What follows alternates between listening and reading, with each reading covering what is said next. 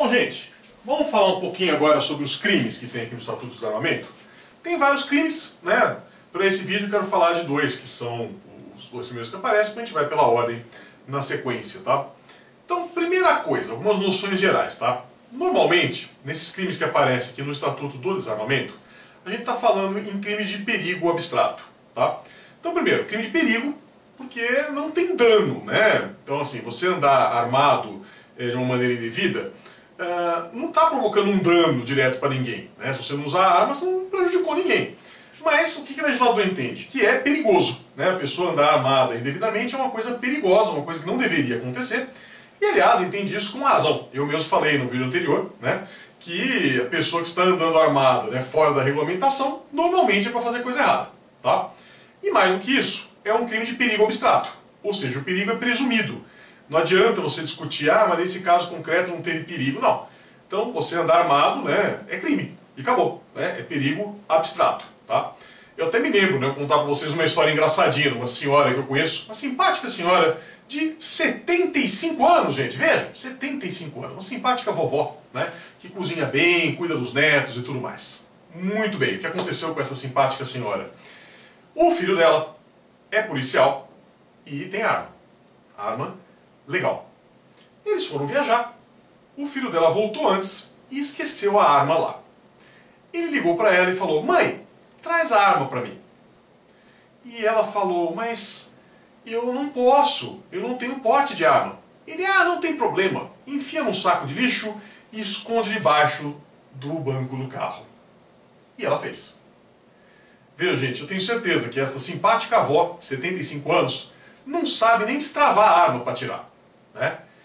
Felizmente não aconteceu nada, não houve nenhum acidente, né? E ela chegou em casa, entregou a arma pro filho e ficou tudo bem.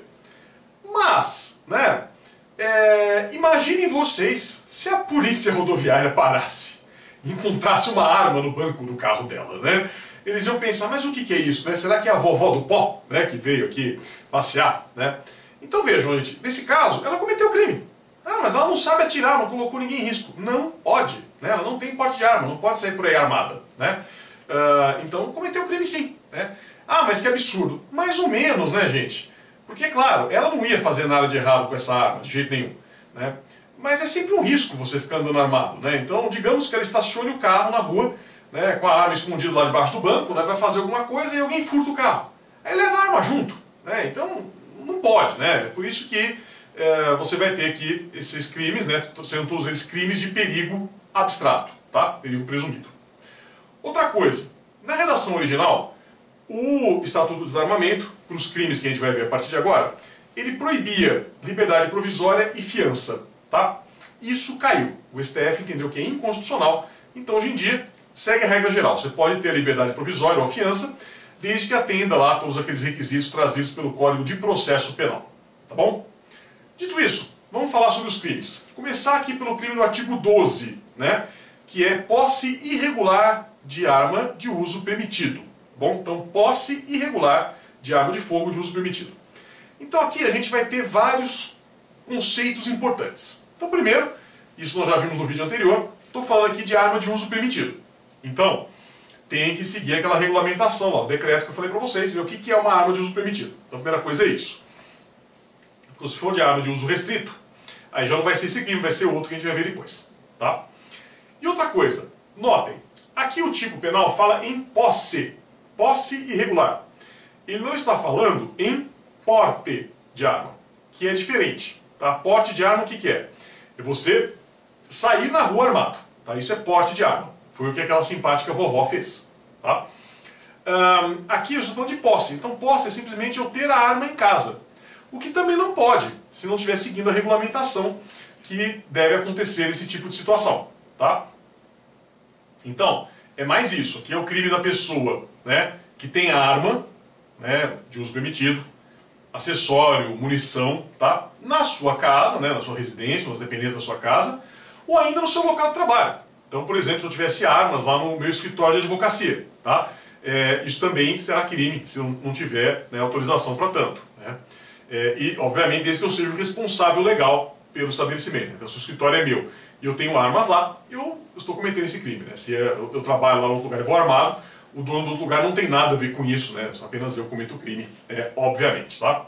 Isso porque esse é um crime que é doloso, então não tem crime se você não tem dolo de ter a arma em casa, por exemplo, né? Que pode acontecer, tá? Então eu conheço uma história também, sujeito que era policial, faleceu, tinha arma, e a arma estava tão bem escondida em casa, que a viúva não conseguia achar.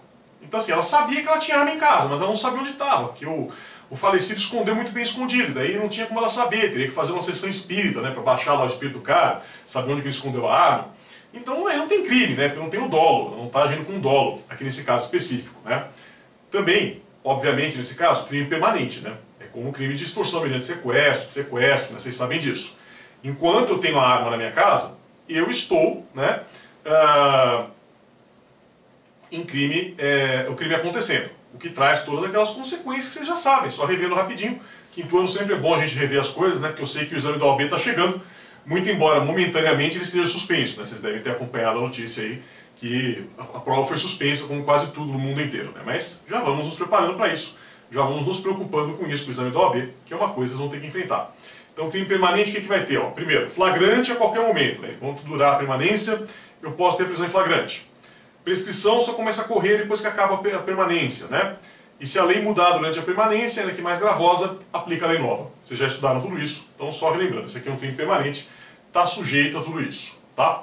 É um crime de mera conduta, né? Então simplesmente eu ter a arma, né, já vai ser crime, que admite tentativa, tá? Eu posso ter aqui a tentativa sem problema nenhum, tentar, né, possuir a arma em casa e não conseguir, por razões alheias à minha vontade, né? Vocês conseguem pensar facilmente alguns exemplos intuitivos sobre isso. Gente, atenção ao informativo 572 do STJ, tá? Porque ele vai dizer o seguinte, esse informativo, que não tem esse crime se a arma simplesmente estiver com o registro vencido, tá? Então a arma é legal, né? Só que venceu o registro e o cara não renovou, tá? Então o que eles vão entender aqui? Que não vai ser o crime, que nesse caso você tem uma mera infração administrativa, está sujeita a punição, mas não punição na seara penal, vai ser uma punição meramente administrativa aqui nesse caso, tá? Então, cuidado com isso, né? Até mesmo que eu já li em alguns livros, né, posicionamento contrário, que não tem problema nenhum, vocês sabem que direito, né, não tem certo e errado, tá? Mas só é importante que vocês saibam que o STJ entende isso, certo? É isso. Segundo crime, que é o artigo 13, é omissão de cautela. Então o que é omissão de cautela? É a pessoa que tem arma, tá? E aqui eu estou falando da pessoa que tem arma totalmente regularizada, tá? Senão cometeria crime mais grave, né? Então a pessoa tem uma arma regular, eu tenho, não tenho, só um exemplo, eu não tenho arma em casa, tá? Mas digamos que eu tivesse, né? E digamos que eu tivesse um filho menor de 18 anos, coisa que eu também não tenho filho nem menor nem maior, que eu saiba, pelo menos, né? E aí eu não tomo os cuidados necessários e esse meu filho acaba pegando a minha arma. E eu cometo esse crime, é o crime de omissão de cautela, o artigo 13, tá? Então o que vai ser isso? Quando eu não tomo todas as cautelas que eu deveria, e aí alguém menor de 18 anos, que pode ser meu filho ou não, né, ou alguém que tem alguma deficiência mental, acaba se apoderando da arma, tá? Esse é o crime. Que de fato é uma coisa muito perigosa, né? Então, algumas observações sobre isso. Primeiro, falamos aqui de um crime culposo, tá? Então aqui é culposo, né? Porque a pessoa é imprudente, a pessoa é negligente, não existe dolo, né? Porque se a pessoa tiver o dolo de entregar a arma para o filho, aí já é crime mais grave, não vai ser esse aqui, né? Esse aqui ele não toma cuidado, né? Ele deixa a arma carregada lá em cima da mesa de centro da sala, vai dormir depois do almoço, e aí quando vai ver já aconteceu alguma coisa, tá? Então é isso. Então, crime culposo é um crime que se consuma com o apoderamento da arma, né? Então, quando o menor de 18 anos ou a pessoa com deficiência mental se apodera da arma. E, como todo crime culposo, gente, vamos relembrar disso. Crime culposo não admite tentativa. Vamos lembrar, né? Primeiro mandamento do direito penal, né? Crime culposo não admite tentativa. Segundo mandamento do direito penal, não insista. Então, por favor, ninguém vai me escrever que o crime de omissão de cautela, o artigo 13, admite tentativa, porque é crime culposo, e como bom crime culposo que é, não admite tentativa, tá, em hipótese alguma. Certo? Bom, para terminar, parágrafo único desse mesmo artigo 13. O que tem um parágrafo único? Traz aqui uma figura equiparada, né? Traz aqui uma conduta que vai ser punida como se fosse omissão de cautela. Que vai ser o quê? Proprietário, diretor ou responsável, né, de empresa de segurança que deixa de comunicar à Polícia Federal, né, o furto, o desaparecimento, o extravio de alguma arma de fogo no prazo de 24 horas. Ou seja, eu tenho uma empresa de segurança, tá? Tem uma empresa lá que faz segurança, transporte de valores, sei lá, qualquer coisa assim. E aí sumiu uma arma, porque furtaram, porque extraviou, porque aconteceu alguma coisa. Se eu não comunico esse extravio, né, nesse prazo aqui de 24 horas, eu cometo esse crime, tá? Essa que é a ideia. Tá? Então aqui, gente, como vocês já estão imaginando, é muito intuitivo, né? A consumação acontece quando vence essas 24 horas. Que até então não sabemos se vai consumar ou não. Né? Agora, deu 24 horas, o cara não comunicou, aí você tem o crime consumado. E por isso não tem tentativa. Porque ainda que ter lá com 23 horas e 58 minutos, o cara pode estar pensando, será que eu entrego, será que eu comunico, será que eu não comunico?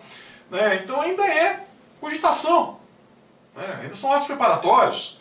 Então você não tem ainda o crime consumado. Deu 24 horas, consumou. Então não tem como você ter tentativa, né? Uma característica desse tipo de crime, que tem prazo certo para acontecer, normalmente você não vai ter a tentativa por esse motivo. Tá bom? E um último comentário. Né? Se algum funcionário da empresa é flagrado, né, com a arma na empresa, fora do horário de trabalho, comete crime, tá? Comete crime de porte ilegal de arma, que a gente vai ver na sequência. Ok, gente? Então é isso. Na sequência continuamos falando de outros crimes. Muito obrigado e até lá.